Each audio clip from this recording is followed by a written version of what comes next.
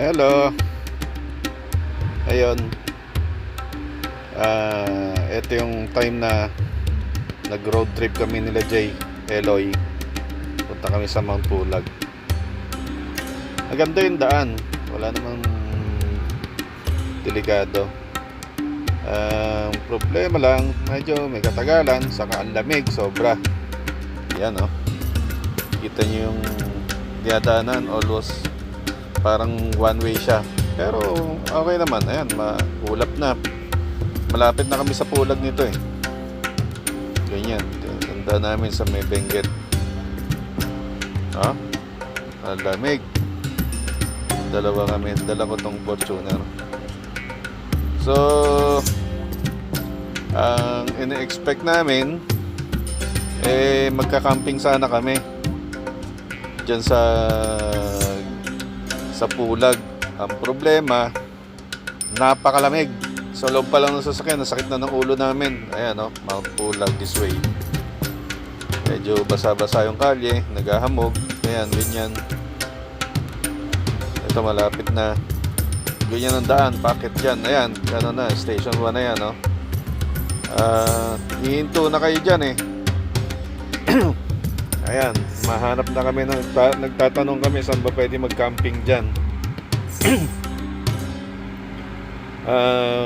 Hindi kakayanin, masakit sa ulo, malamig masyado.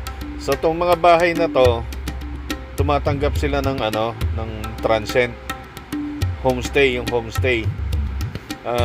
Pwede ka sa kanila magpaluto.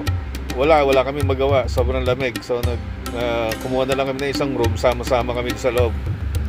Sobrang lamig, grabe. So yan, eto umaga na to eh. Nakatulog na kami dyan. Nagre-ready na kami umuwi.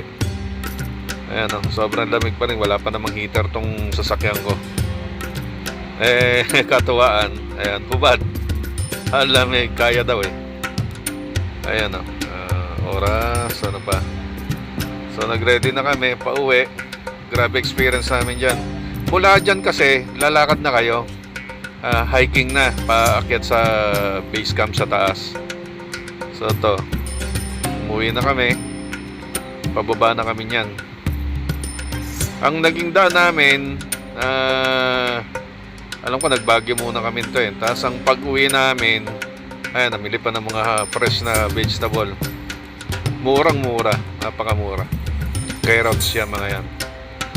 Dito kami dumaan sa Nueva Ecija pa uwi.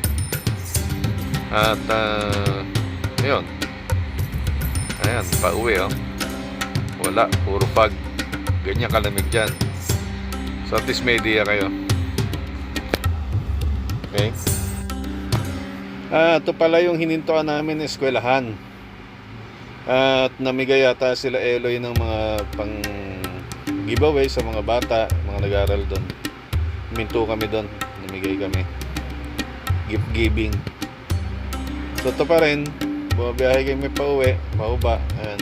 Sa taas pagi, yan, medyo lumagpas na kami doon sa mapag na lugar. Ayan, may konti pa rin pag eh. At medyo masikip yung daan, one way, may daan na one way. Pero makakagilid ka naman para ano. So ayan, may idea kayo paano ang daan papunta doon. Ganyan. Maganda naman, walang delikado. Matarik lang iba. Tumitingin pa ako sa maps. Yun, no? Ganda ng view. So, yan, pababa na kami. Dito sa, ang naging labas namin, papunta kami ng Nueva Ecija. Yun, doon kami bumaba. At,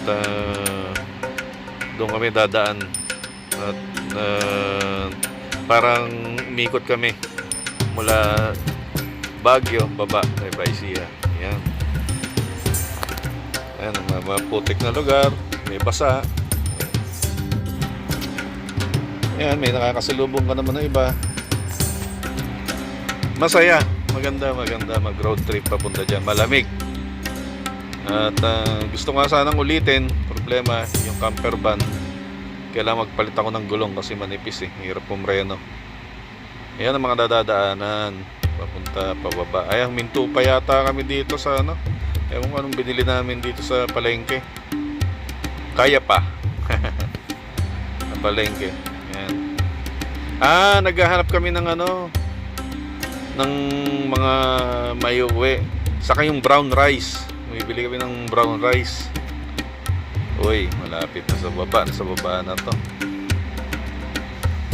Kita nyo wala masyadong ayan, may mga turista, mga kasalubong. Nasa na kami. Parting na to. Hindi ko alam kung Nueva Ecija na yan. Basta at least nasa baba na. Ang ganda ng view, di ba? Punta kayo dyan. Ang ganda yun. Ito yung binilihan namin ng brown rice. Nasa baba na yan eh. Paanan na ng bundok. May waterfalls pa. So yan, biyahe na kami pauwi. Okay, yan, traffic. Saan ba lugar to? Basta nasa along na ito eh. May Baisihan na yan.